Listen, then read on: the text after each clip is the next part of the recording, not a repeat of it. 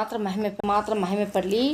ಈ ವರ್ಷ ನಮ್ಮನ್ನು ಜನವರಿ ತಿಂಗಳಲ್ಲಿ ವಾಗ್ದಾನ ಮಾಡಿಕೊಟ್ಟು ನಮಗೆ ಎಷ್ಟೋ ಬ್ಲೆಸ್ಸಿಂಗ್ ವರ್ಡ್ಸ್ ಎಲ್ಲ ನಿಮಗೆ ಚರ್ಚಲ್ಲಿ ಸಿಕ್ಕಿರ್ತದಲ್ಲ, ಆದ್ರೂ ನಾವು ಅದ್ರ ಮರ್ತಿದ್ರೂ ದೇವ್ರು ನಮ್ಮನ್ನು ಮರೆಯದೆ ಇದುವರೆಗೂ ನಮ್ಮನ್ನು ಕಾಪಾಡಿ ಕಣ್ಣುಗುಡಿಯಂತೆ ನಮ್ಮನ್ನು ನಡೆಸಿ ಬಂದಂಥ ದೇವರಿಗೆ ಕೃತಜ್ಞತಾ ಸ್ತುತಿ ಮಾಡಿರಿ. ಒಂದು ವೇಳೆ ನೀವು ಸಾಲದ ಬಾಗಿಲಲ್ಲಿ ಇದ್ದಿದ್ರೂ ನಿಮ್ಗೆ ಸಾಲದ ಬಾಗಿಲಿಂದ ಬಿಡಿಸಿದ್ದಾರೆ.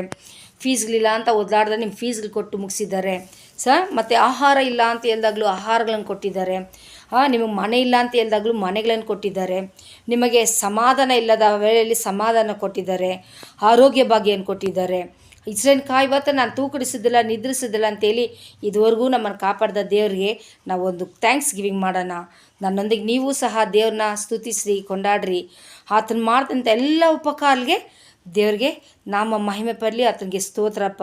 ಇದುವರೆಗೂ ನಮ್ಮನ್ನು ಕಾಪಾಡಿ ನಡೆಸಿ ಈ ಕಡೆ ತಿಂಗಳಲ್ಲಿ ಕಾಣುವಂತೆ ಕೃಪೆ ನಮಗೆ ಕೊಟ್ಟಲ್ಲಪ್ಪ ಕರ್ತನಿಗೆ ಸ್ತೋತ್ರ.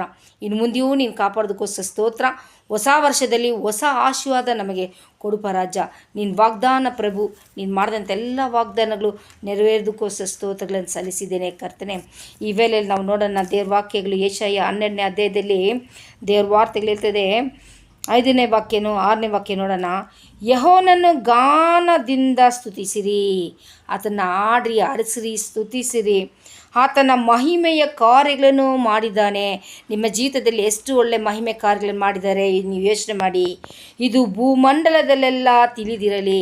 ಇದು ನನಗೆ ಮಾತ್ರ ಅಲ್ಲ, ನಿಮಗೆ ಮಾತ್ರ ಎಲ್ಲರಿಗೂ ತಿಳಿದಿರಲಿ. ಆಮೇನ್. ಚಿಯೋನಿನ ನಿವಾಸಿಗಳೇ, ನಾವೇ ಚಿಯೋನಿನ ನಿವಾಸಿಗಳು. ನೀವು ನಾವೆಲ್ಲ ಸೇರಿ ದೇವರನ್ನ ಮಹಿಮೆ ಪಡಲಿ. ಚಿಯೋನಿನ ನಿವಾಸಿಗಳಿಂದ ನಮ್ಗೆ ಹೇಳ್ತಾರೆ, ಕೂಗಿರಿ, ಉತ್ಸಾಹ ಧ್ವನಿ ಮಾಡಿರಿ. ಇಸ್ರಾಯೇಲರ ಸದಾಮಲ ಸ್ವಾಮಿಯು ನಿಮ್ಮ ಮಧ್ಯದಲ್ಲಿ, ಯಾರ ಮಧ್ಯದಲ್ಲಿ? ನಮ್ಮ ಮಧ್ಯದಲ್ಲೂ ನಿಮ್ಮ ಮಧ್ಯದಲ್ಲಿ, ಅಂದರೆ ನಮ್ಮ ಮಧ್ಯದಲ್ಲಿ ವಾಸಿಸುವ ದೇವರಾಗಿದ್ದಾರೆ. ಮಧ್ಯದಲ್ಲಿ ಮಹತ್ತಾಗಿದ್ದಾನಷ್ಟೇ, ಮಹತ್ತಾಗಿದ್ದಾನೆ ಎಂಬುದೇ. ಆಮೇನ್. ಆತನ ದೊಡ್ಡ ದೇವರು. ಆತನಿಂದ ಸಕಲವೂ ಕೂಡುತ್ತೆ. ನಮ್ಮಿಂದ ಆಕಾಶ ಮಾಡೋಕ್ಕಾಗುತ್ತಾ? ನಮ್ಮಿಂದ ನದಿ ನೀರುಗಳನ್ನು ಬರಮಾಡೋಕ್ಕಾಗುತ್ತಾ?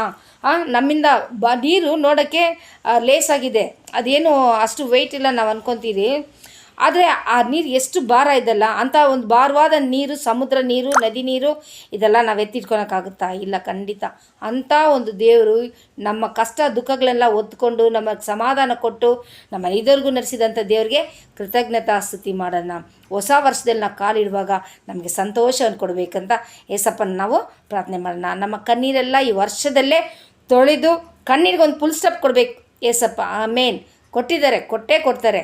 ನಿಮ್ಮನಿಗೂ ಆಶೀರ್ವದಿಸ್ತಾರೆ, ನನಗೂ ಆಶೀರ್ವದಿಸ್ತಾರೆ, ನಮ್ಮ ಇಡೀ ಜನಾಂಗಗಳಿಗೆ ಆಶೀರ್ವಾದನ ಕೊಡ್ತಾರೆ. ದೇವ್ರು ನಾವು ಯಾವಾಗಲೂ ಹುಡುಕುವರಾಗಬೇಕು. ದೇವ್ರ ನಾಮ ಮಾತ್ರ